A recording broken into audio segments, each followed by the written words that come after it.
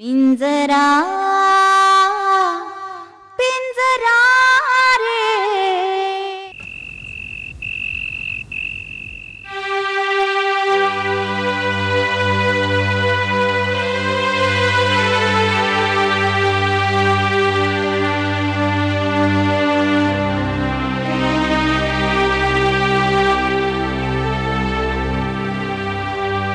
भाऊजी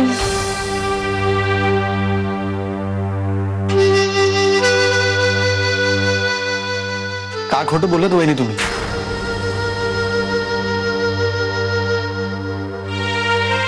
एकदाच का तो सोक्ष मोक्ष लागला असता गोरख काका समोर. भाऊजी मला सांगा तरी काय झालं असतं? त्रास त्रास संपला असता एकदाचा. खूप त्रास होतोय मला, नाही सहन होत आता. भाऊजी मी तुम्हाला खरं सांगू का, हे सगळ्यांना सुपीच्या विचित्र वागण्यामुळे होते, बाकी काही नाही. विचित्र वागते ती, मूर्खासारखी वागते, माहिती आहे मला. आणि प्रेम आहे तिचं माझ्यावर. माझ्याकडून तिला काही आश्वासन मिळतच नाहीये म्हणून ती अशी वागते. अहो तुम्ही कपाळात कुंकू भरलंय भाऊजी तिच्या, हे आश्वासन नाहीये तर काय? तेच चुकलंय वहिनी माझं, तेच चुकलं. मला वाटतं माझं सगळं चुकतच आलंय अगदी पहिल्यापासून. तिच्या कपाळाला कुंकू लावलं तेव्हापासून. तेच केलं नसतं ना तर ती आशेला लागली नसती, न तिला त्रास झाला असता, न तिच्यामुळे दादाला आणि तुम्हाला, ना तात्यांना, ना त्या मुलीला, गोरख काकाला कुणालाच त्रास झाला नसता. सगळं माझ्यामुळेच घडलं. त्या अक्काच्या वाड्यावर वाटलं होतं सगळं एकदाच खरं खरं सांगून मोकळं व्हावं, एक घाव दोन तुकडे. पण आता हे सहन नाही होत, खूप त्रास होतोय मला. काय करायचं ठरवलंय तुम्ही भाऊजी? मी आता ठरवलंय तात्यांना सगळं खरं खरं सांगायचं.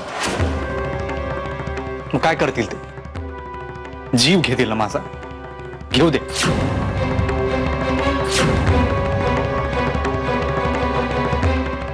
आनंदी गजाला जर या सगळ्या गोष्टी असह्य झाल्या ना तर तो इमोशनली विचार करेल. या सगळ्यामुळे त्याच्या मनात अपराधी भाव निर्माण होऊ शकतो.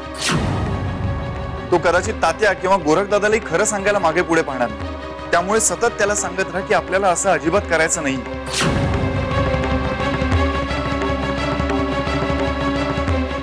बहिणी काय झालं, कसला विचार करता? नाही भाऊजी, तुम्ही हा वेडेपणा करणार नाही आहात. याला खूप उशीर झालाय भाऊजी. हे बघा, प्रश्न आता फक्त तात्यांचा नाहीये, यात अक्का गोरख काका यात सगळे आहेत भाऊजी. त्यामुळे तात्यांना सांगितलं आणि सोक्षमोक्ष असं नाही होणार आहे भाऊजी. मग काय करायचं बहिणी? सतत खोटं बोलायचं? माझं मन मला खातंय आता, नाही सहन होत.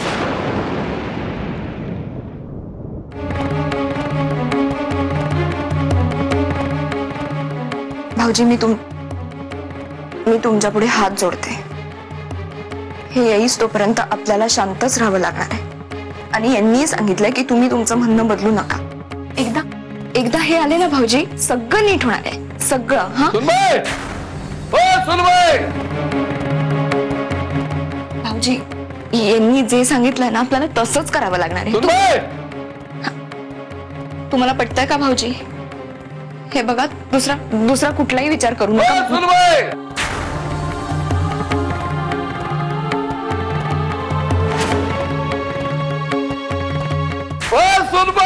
जरा हळू.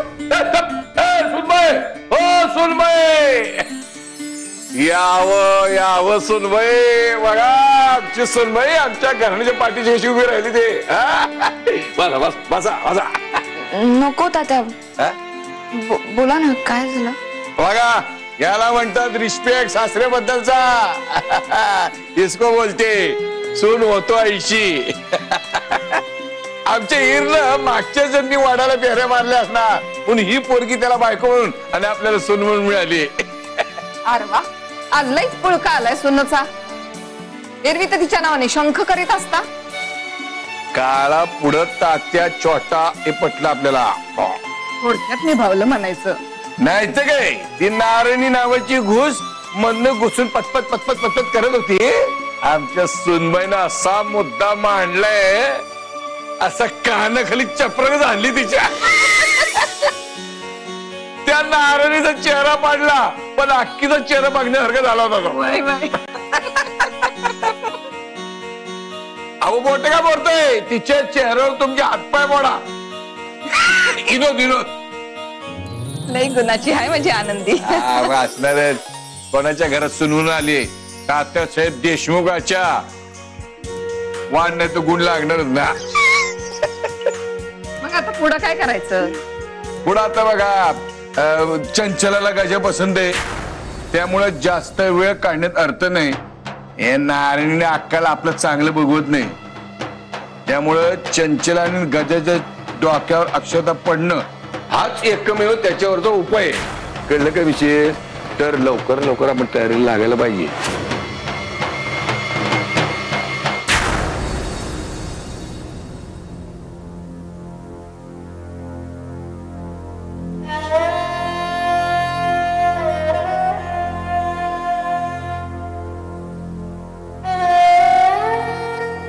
तुझ्या डोळ्यातल्या आसू पुसाई सुद्धा ताकद उरली नाही बघ पोरी. आता असं वाटतंय की डोळ्यातनं पाणी काढण्याबरोबर तुझ्या हातात काय उरलंच नाही.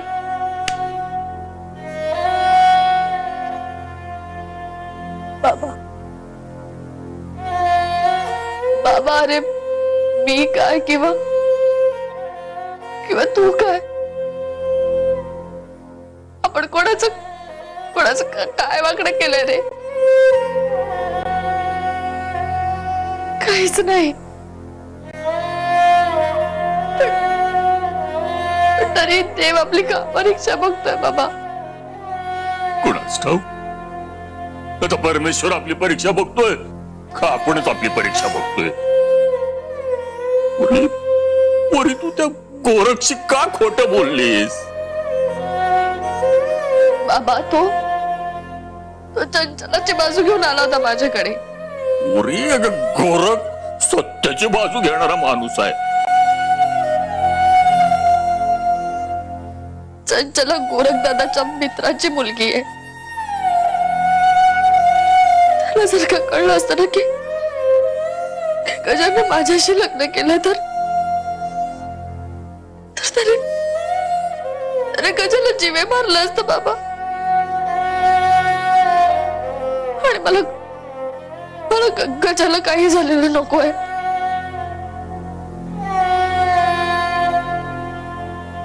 मला फक्त लग्न करायचंय गजाशी. पुरी एक सांगतो, तू चांगल्यासाठी असो का वाईटासाठी असो, खोटं बोलणं माणसाचं कधी भलं करत नाही. आज बोललेलं उद्या गोत्यात आणल्या वगैरे राहत नाही पुरी. परमेश्वर आहे आपल्या पाठीशी बाबा, मला खात्री आहे. पुरी, परमेश्वर सुद्धा माणसाचं रूप घेऊन मदतीला येतो. आपल्याला सगळ्यात जास्त मदत करणारा माणूस तो गोरख. त्याच्याशी खोटं बोलून तू गजाशी लगीन कसं करणार आहेस?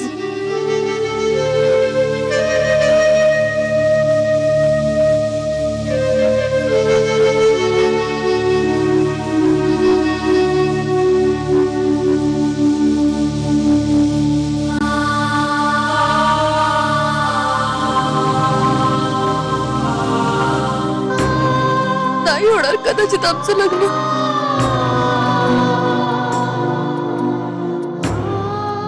गजा तरी नीट राहील.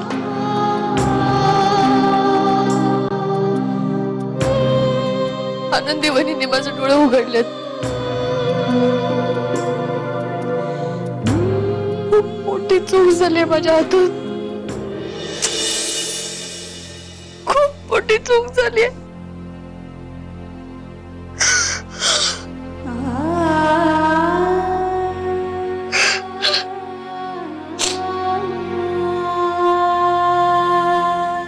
आता नाही. आता असं उठसूट घाबरून गजाला अजून संकटात नाही टाकणार.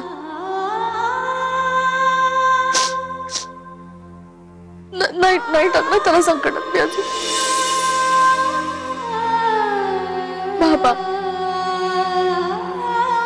बाबा मी गोरख दादाला जे काही सांगितलं ना ते फक्त गजा सुखरूप राहावं म्हणून.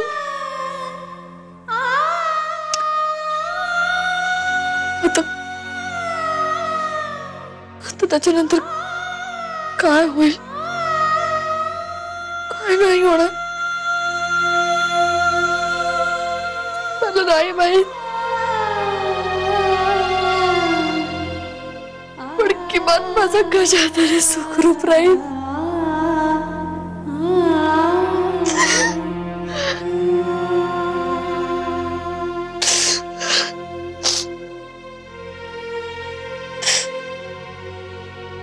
बाकी माझं नशीब.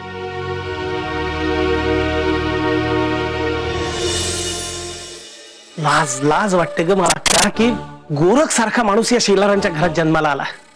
दर वेळेला हे असंच वागत असतो तू. फक्त तुला अपमानित करण्यासाठी तुझ्या विरुद्ध कारवाया चालू असतात त्याच्या. आता हेच बघ ना ते गजाचं आणि चंचलाचं लग्न लावण्याची खटपट चालू आहे. काय आहे ते तुझ्याबद्दलचा दुस्वास आहे हा, बाकी काही नाहीये. पण गोरखला हे कळत नाहीये का की या सगळ्या प्रकरणात तो तात्यासारख्या माणसाला मदत करतोय. माणसाला नाही नीच माणसाला म्हण. आधीच तो तात्या नीच आणि त्याचा तो गजा सुद्धा नीच. नाही माझी पूर्ण खात्री आहे की त्या गजानं सुपीशी लग्न तर केलंच आहे, वर तिचा गैरफायदा सुद्धा घेतलाय आणि वापरून फिरवून सोडून दिली असणार आहे तिला, बाकी काही नाहीये. अरे पण जी गोष्ट तुलाही कळते ती गोष्ट गोरखला का कळत नाहीये? कसं आहे ना अक्का, तुझ्यासारख्या थेट हल्ला करणाऱ्या बाईला कदाचित माझं बोलणं पटणार नाही. पण बघ म्हणजे माझं असं म्हणणं आहे की बास झालं हे असं समोरून जाऊन हल्ला वगैरे करणं. आता गनिमी काव्याची पद्धत आपण स्वीकारायला पाहिजे. गनिमी कावा म्हणजे गोरखवर सूड उगवण्याची चांगली संधी आहे ही. फक्त तू दादाला पटवायला हवंस. एकदा का दादा पटला ना की गोरखचा पत्ता या वाड्यातून कायमचा कट झालाच म्हणून समज.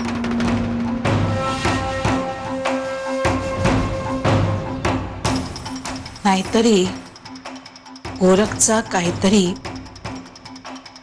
पक्का बंदोबस्त लावायला हवाय. पण यात मुख्य अडसर दादा आहे ना. पण जर का दादानेच त्याला स्वतःहून सांगितलं की या वाड्याच्या बाहेर हो, तर गोरख त्याचा शब्द पाळेलच. आणि एवढंच नाही, या वाड्यात फिरकणार सुद्धा नाही परत तो. बरोबर आहे, कारण गोरख यांच्या शब्दाबाहेर नाही. भरताचाच अवतार आहे ना तो जणू काही. तो राम भक्त आणि हा दादा भक्त.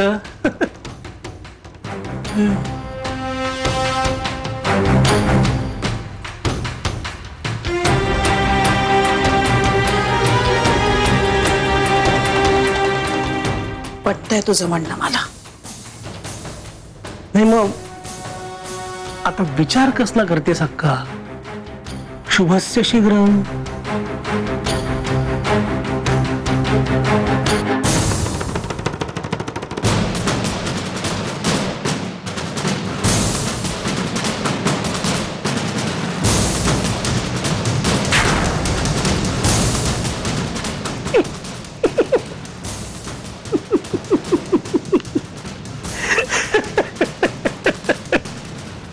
भडकाव तू दादाला भडकव, मी त्या गोरखला भडकवतो. आणि एकदा का ते दोघही या वाड्याच्या बाहेर गेले की हा वाडा फक्त आणि फक्त माझ्याच मालकीचा. फक्त तो गोरख या वाड्याच्या बाहेर गेला पाहिजे आणि मच्छिंद्र दादा. म्हणजे गजेंद्रचा ह्यात काहीच दोष नाहीये आणि त्या सुपीचं एकतर्फी प्रेम आहे गजेंद्रवर. पिंजरा